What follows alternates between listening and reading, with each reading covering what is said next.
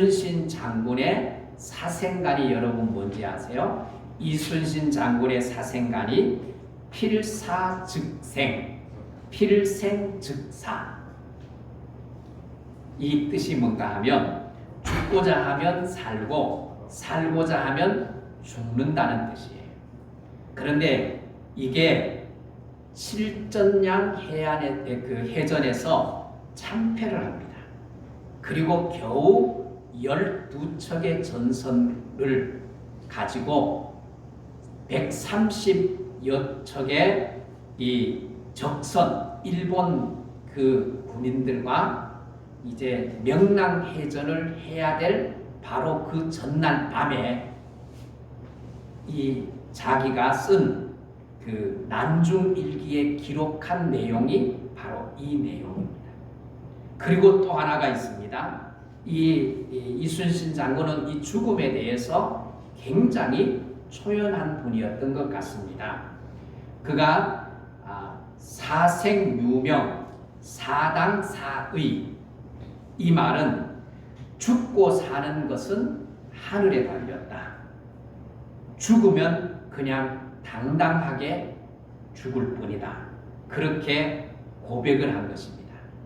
이것은 1597년 3월에 선조의 명령에 의해서 체포되어서 의금부 감옥에 갇혀 있을 때에 남겼던 말입니다.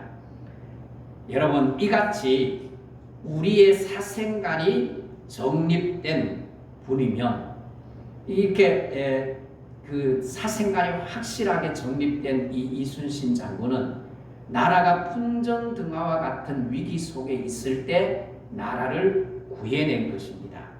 오늘 사생간, 삶과 죽음에 대한 이 가치관이 확립되어져 있는 사람은 자기 직업에 대해서도 생명을 걸 정도로, 자기의 삶에 생명을 걸 정도로 아름다운 삶을 살아가게 되는 것입니다. 오늘 본문에 보면 사도 요한의 삶과 죽음에 대해서 건강한 생각을 하고 있는 것을 볼 수가 있는데, 오늘 그것을 우리가 나누면서 삶과 죽음이, 여러분의 삶과 죽음이 빛나는 삶이 되기를 주의 이름으로 축복합니다. 자, 오늘 19절을 한번 보십시오. 오늘 우리가 이 말씀을 살피면서 내 삶을 어떻게 가꾸어가고 또 죽음에 대한 생각을 나는 어떻게 정리할 것인가, 이것이 분명해졌으면 좋겠습니다. 자, 19절을 보면 19절 하반절에 나를 구원에 이르게 할 줄 아는 고로 그랬어요. 여러분, 무슨 뜻입니까? 아직도 바울이 구원을 받지 못했다는 의미일까요? 그건 아닙니다. 이미 바울은 천국을 소유하고 있는 분이십니다. 그런데 오늘 왜 구원에 이르게 할 줄 안다고 말합니까? 그것은 이 바울이 빌립보 교회 성도들의 간구와 함께 성령님의 도우심으로 말미암아 구원에 이르게 될 것이라고 말씀을 하는데, 이 의미가 어떤 의미인가 하면 지난 주일에 말씀을 드렸죠. 지난 주일에 설교 제목이 뭐예요? 기뻐하고 또한 기뻐한다. 오늘 지난 주일에 18절 마지막 부분에 나는 기뻐하고 또한 기뻐하리라 그렇게 말씀했는데, 이것이 뭡니까? 구원받은 자의 삶의 태도이고 모습입니다. 바울이 전도를 하다가 억울하게 매를 맞아요. 그리고 감옥에 갇혔어요. 그러니까 원망할 만한 장애물이 생겼어요. 그럼에도 불구하고 속상해하거나 원망하지 않고 오히려 그런 상태에서도 기뻐하는, 즐거워하는 그런 구원받은 자의 삶을 살아가게 되는 것입니다. 그렇게 된 이유가 바울은 뭐냐? 내가 이렇게 기뻐하고 즐거워할 수 있는 이유, 전혀 기뻐할 수 없는 그런 매맞고 감옥에 갇혀 있는 그 가운데 내가 기뻐하고 즐거워할 수 있는 이유는 딱 두 가지다. 그 두 가지가 뭔가 하면 하나는 뭐예요? 빌립보 교회. 자, 한번 보십시오. 19절 하반절 상반절에 보십시오. 이것이 너희의 뭐예요? 간구. 빌립보 교회 성도들의 기도 덕분이고, 그 다음에 또 하나는 뭐예요? 예수 그리스도의 성령의 도우심이다. 성령의 도우심으로 말미암아 비록 내가 매맞고 옥에 갇혀 있지만 하나님 앞에 기뻐하고 기뻐할 수 있다는 그런 구원받은 자의 삶을 보여주고 있다는 것을 선포하고 있는 거예요. 그래서 여러분, 중보기도는 매우 중요합니다. 우리가 예배를 드리기 전에, 예배를 시작하기 전에, 또 예배 중에도 뭐예요? 중보기도 하잖아요. 선교사님을 위해서, 또 성도님들을 위해서, 자녀들을 위해서 중보기도 하잖아요. 이 중보기도는 매우 중요해요.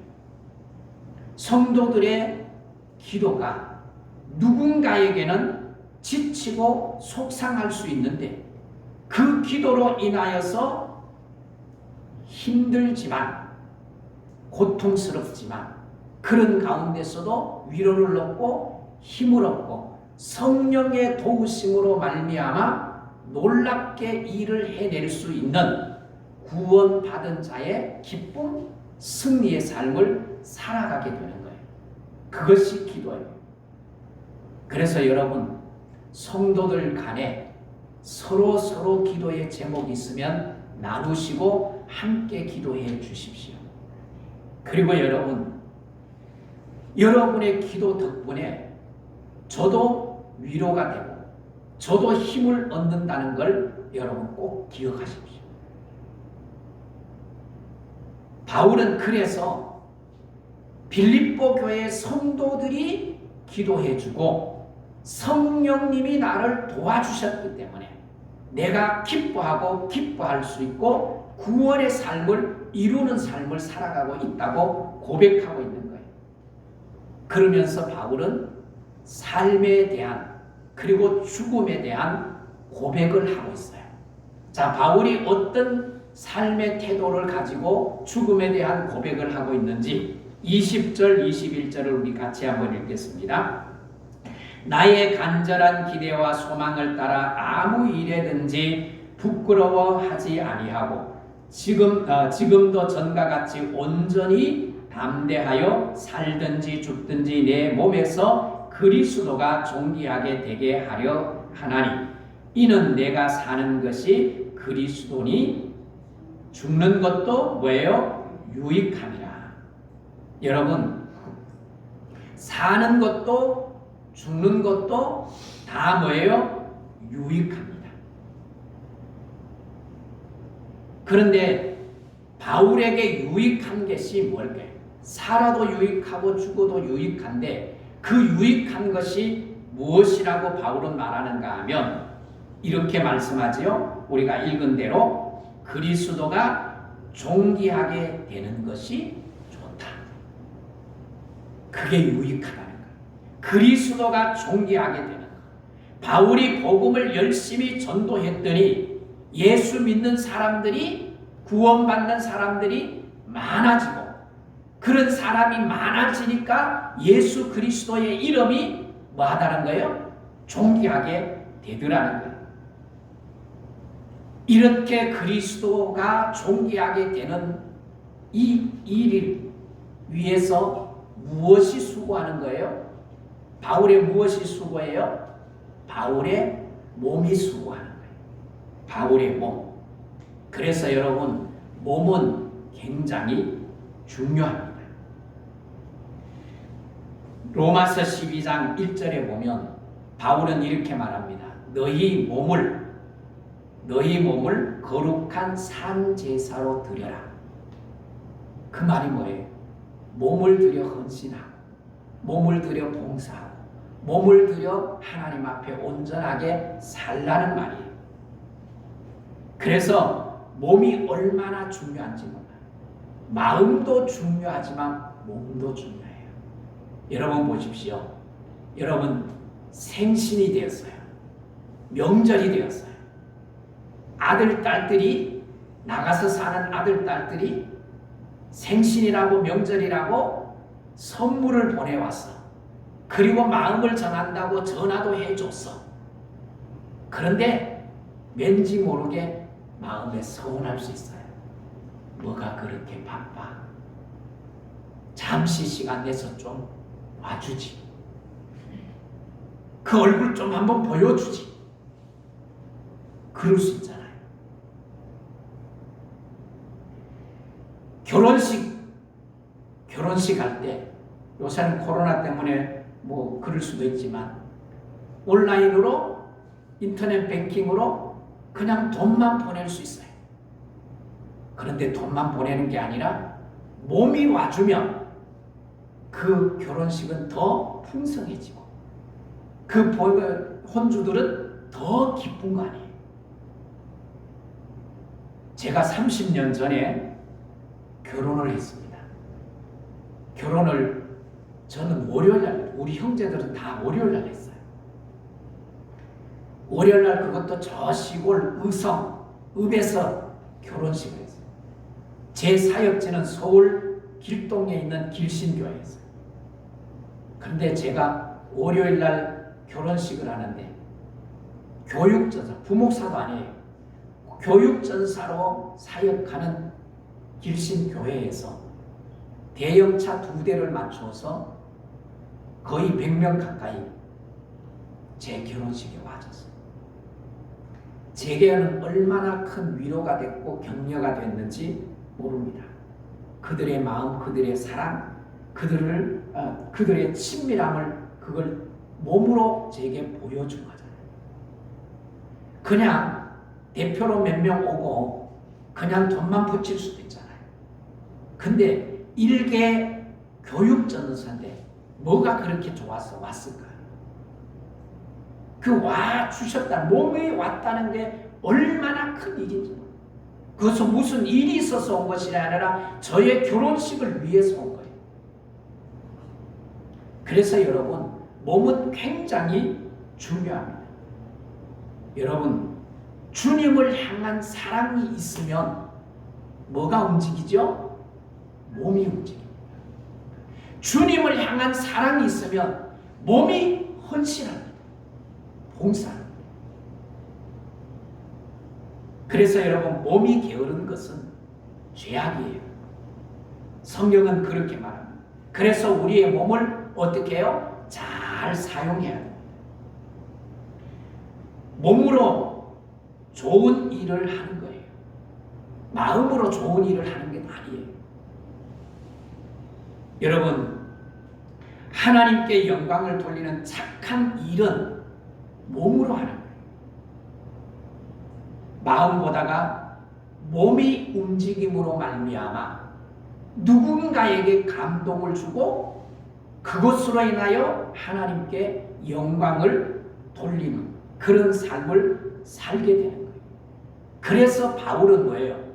몸으로 살든지 죽든지 내가 열심히 뛰어서 복음을 증거해서 때로는 매도 맞고 감옥에도 갇히지만 주님이 나의 그 몸으로 인하여 뭐가 되더라? 존귀하게 되더라. 그것이 바울이 몸을 아끼지 않는 이유였습니다. 그런데 오늘 23절을 보십시오. 23절에 보면 내가 그 둘 사이에 끼었노니 그랬어요. 내가 그 둘 사이에 끼었다. 이 말이 뭐예요? 삶과 죽음 사이에 끼어 있다고 고백하는 거예요. 여러분, 우리는 삶과 죽음 사이에 끼어 있는 인생이에요. 맞아요? 틀려요? 삶과 죽음 사이에 끼어 있는 인생을 지금 우리가 살아가고 있어요. 여러분, 이 둘 사이에서 우리가 살아있는 것과 죽는 것, 그 둘 중에 내게 더 좋은 게 뭐예요? 살아있는 거예요? 죽는 거예요? 살아있는 거예요? 예, 오래 사십시오. 그것도 자리에 눕지 않고 오래 사십시오. 여러분 스스로 한번 대답해 보십시오. 바울은 죽음에 대해서 이렇게 정리를 해요. 23절 다시 한번 보십시오. 23절 하반절에 보면 뭐라고 말합니까? 차라리 세상을 떠나서 그리스도와 함께 있는 것이 훨씬 더 뭐예요? 좋다. 훨씬 더 좋다고 말씀합니다. 여러분 임마누엘의 뜻이 뭐지요? 임마누엘. 하나님이 우리와 함께 계시다 라는 뜻 아니에요? 여러분 우리가 이 땅에 살아가면서 하나님이 우리와 함께 한다는 것을 실존적으로 느끼는 것이 쉬워요? 어려워요? 쉽지 않아요. 신앙생활하면서 하나님이 나와 함께 한다는 것은 지식적으로, 이성적으로, 또 이 신학적으로 알아요. 그런데도 뭐예요? 그 하나님이 나와 함께 한다는 걸 실존적으로 느끼기는 매우 힘듭니다. 그래서 왠지 모르게 어려움 당하면 주님이 나와 함께 하지 않는 것 같고 두려움이 찾아오고 그리고 뭐예요? 원망스러운 마음이 들기도 합니다. 때로는 속상하기도 합니다. 그러나 여러분 그 하나님이 나와 함께 하심을 믿고 우리는 신앙생활을 하고 있어요. 그런데 여러분 완벽하게 주님이 나와 함께 하시는 날, 완벽하게 그것이 이루어지는 날이 언제일까요? 실존적으로 하나님이 나와 함께 하신다는 것을 함께 만나는 일이 있어요. 그게 언젠가 하면 죽는 날이에요. 내가 죽는 날. 내가 죽어서 이 세상을 떠나면 내가 어디 가죠? 천국. 거기서 누구를 배워요? 하나님을 배웁니다. 실존적으로 하나님이 나와 함께 하심을 경험하는 날이 바로 완벽하게 그 일이 이루어지는 날이 죽음의 날이에요. 바울은 이것을 우리에게 정리해주고 있는 것입니다. 여러분 죽음이 뭡니까? 죽음이란 세상을 떠나서 주님과 함께 있는 삶을 이루는 것, 그것이 바로 죽음이에요. 그래서 바울은 살아있는 것보다가 세상을 떠나서 예수 그리스도와 함께 있는 것이 그냥 좋다가 아니에요. 그냥 좋다가 아니라 어떻게 좋다고요?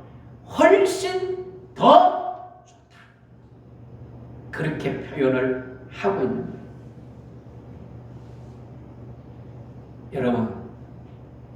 여러분 이 바울의 고백이 여러분의 고백으로 가능할지 모르겠어요. 사실 우리는 죽으면 천국 간다고 믿어요. 여러분 믿어요? 안 믿어요? 믿지요? 그런데 죽음 앞에 서면 뭐예요? 불안해요. 그리고 뭐예요? 하나님, 왠지 아직도 시간이 덜 된 것 같아요. 시간이 덜 된 것 같아요. 좀 더 있다가 가고 싶어요. 이런 마음의 느낌들이 있잖아요. 그런데 바울은 뭐예요? 죽는 게 훨씬 더 좋다. 그렇게 말해요. 여러분 신약, 구약 성경에 죽음에 대해서 뭐라고 말합니까? 구약의 죽음에 대해서 가장 잘 표현한 곳이 이사야 57장이에요. 신약에서는 계시록 14장이에요. 그 죽음에 대해서 뭐라고 하는가 하면 모든 수고를 그치고 쉰다. 인생의 모든 무거움, 모든 짐, 모든 것 수고를 다 마치고 쉬는 시간, 안식하는 시간이 죽음이라고 성경은 말씀을 하고 있어요. 그래서 예수 믿고 살아가다가 죽는다는 것은 복 중에 복입니다. 왜 그렇습니까? 천국 가는 시간이기 때문에. 천국 가는 순간이기 때문에 그래요. 그래서 여러분, 죽음에 대한 어떤 가치관을 가지고 있습니까? 지금 우리가 살아가고 있는 이 세상은 살기가 얼마나 좋은지 모릅니다. 먹을 것 마음대로 먹습니다. 물론 요사이 고물가 시대라서 주부들이 시장 가는 것 겁난다고 하지만 그래도 여러분, 우리나라 잘 살아요. 먹고 싶으면 언제든지 먹어요. 저도 가끔 이 인터넷상에 뜨는 관광지, 새로 생긴 관광지잖아요. 그럼 제가 메모를 해놔요. 언젠가 한번 가봐야지. 근데 갈 곳도 볼 곳도 너무 많아요. 얼마나 세상이 편리하고 좋은 세상인지 몰라요. 그러다 보니까 우리의 신앙이 그 시대의 상황에 따라 달라질 수 있습니다. 여러분, 일제강점기 시대는 설교 핵심이 뭔지 아세요? 설교 핵심이 뭔가 하면 다른 게 아닙니다. 예수 믿고 천당 갑시다. 예수 믿고 천당 갑시다. 그러면 다 성도들이 뭐예요? 아멘! 그랬어요. 아멘! 그랬어요. 그리고 한국 전쟁 이후에 6, 70년대까지만 해도 삶이 얼마나 고달팠습니까? 그래서 많은 사람들이 사는 것보다가 죽는 게 낫다고 말하는 사람들도 있었어요. 그 시대도 뭐예요? 예수 믿고 천국 갑시다. 그게 말씀의 핵심이었어요.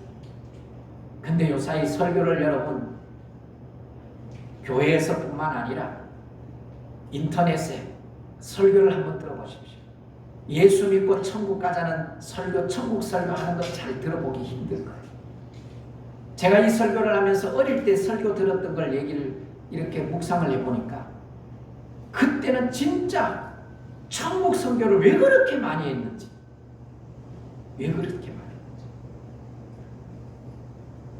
이렇게 정말 상황에 따라 우리의 신앙과 우리의 믿음이 달라질 수 있다는 거예요. 그런데 여러분, 바울은 상황이 아니에요. 세상을 떠나 주님께 가는 것이 훨씬 더 좋다. 바울은 내가 힘들어서, 매 맞고 감옥에 갇혀 너무너무 힘들었으니까 내가 빨리 죽었으면 좋겠다. 그래서 말하는 게 아닙니다. 바울은 천국을 이미 소유한 자고 천국을 맛보고 경험한 자입니다. 고린도후서 12장에 보면 자기가 천국을 경험했는데 그 천국을 마치 조심스럽게 제3자가 경험한 것처럼 천국에 대한 간증을 합니다. 내가 셋째 하늘에 올라갔다. 삼층천에 올라갔다. 그 하늘나라를 본 것을 간증을 해요. 그러니까 바울은 사는 것이 너무 괴롭고 힘들어서 죽는 것이 낫다는 게 아니에요. 천국을 맛보았기 때문에, 천국을 경험했기 때문에 주님이 계신 그곳을 가고 싶어 하는 거예요.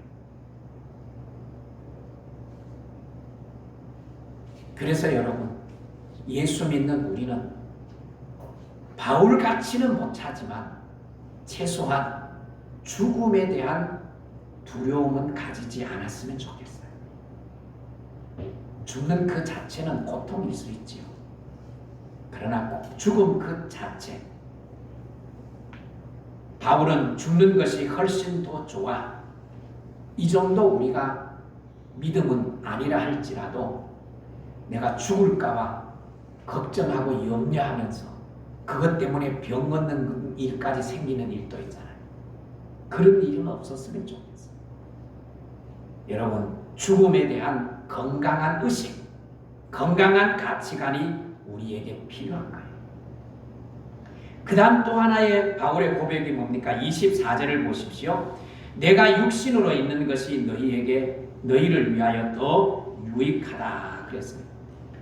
바울은 죽는 것이 나에게는 훨씬 더 좋은 일이지만 살아있으면 너희에게 유익하다 그렇게 말합니다. 내가 살아있으면 빌립보 교회 너희들에게 유익하다. 왜? 바울의 수고와 땀, 희생과 눈물의 기도, 그 섬김이 빌립보 교회를 더 건강하게 세우기 때문에 유익한 거예요. 제가 이 말씀을 준비하면서 내가 살아있는 것이 우리 하늘문 교회에 유익할까? 제가 여러분에게 여쭤보지 않아서 모르겠어요. 근데 확실한 것 한 가지는 내가 살아있는 것이 우리 아내에게는 훨씬 더 유익할 것 같아요. 그리고 우리의 아들, 딸에게는 내가 살아있는 것이 아직도는 훨씬 더 유익할 것 같아요. 우리 교회도 유익해요. 그래요? 감사해요. 지난 주일날 점심 먹으면서 제가 토요일날 오후에 설교 준비를 다 정리하는 가운데 갑자기 이 가슴에 통증이 오더라고요. 그래서 왜 이러지? 그리고 주님, 이 통증이 뭐예요? 그리고 이제 기도하고 그렇게 지났는데 주일 예배 시간에도 통증이 조금 미세한 통증이 있었어요. 그래서 염려가 좀 됐어요. 그래서 점심 시간에 내가 올라가서 내가 어제부터 가슴에 통증이 있다. 그러니까 뇌출혈, 뇌경색 이런 증상이 아닌지 빨리 병원에 가봐라. 날름철. 어쨌든 점심을 먹고 내려왔는데 우리 아내가 전화 와서 어떠냐고 물어요. 괜찮다고 그랬더니 딸이 굉장히 염려를 많이 하고 있다고. 그러면서 병원 예약을 해서 병원가 내가 알고 있으니까 괜찮다. 살아있는 딸이 아직도 내게 필요한 것 같아요. 나도 딸에게, 자녀에게. 여러분, 정말로 복되고 유익한 삶이 뭘까요? 내가 세상을 떠났는데 내 옆에 있는 사람들이 다 좋아해. 그렇다면 그만큼 불행한 인생은 없을 거예요. 내가 세상을 떠났는데 누군가가 안타까워하고 누군가가 아쉬워하면서 당신이 있어서 내가 살맛이 났는데, 당신이 있어서 내가 행복했는데 이렇게 떠나가면 어떻게 하냐. 이런 삶이 되어질 때 정말 잘 산 삶이 아닐까요? 오늘 나의 삶이 누군가에게 유익한 삶을 살아갈 수 있는 은혜가 있기를 주의 이름으로 축복합니다. 그래서 나의 삶이 별같이 빛나는 삶이 됐으면 좋겠어요. 여러분, 사람은 스타가 되기를 원하잖아요. 별이 되기를 원하잖아요. 그래서 요사이 이 방송을 보면 공중파 방송뿐만 아니라 케이블 이 방송에 보면 오디션 프로그램들이 참 많아요. 어느 날 갑자기 스타가 나타나요. 유명세를 타고 돈도 잘 버리는 그런 스타가. 근데 우리는 이미 나이도 있고 이미 그 세계는 틀렸어요.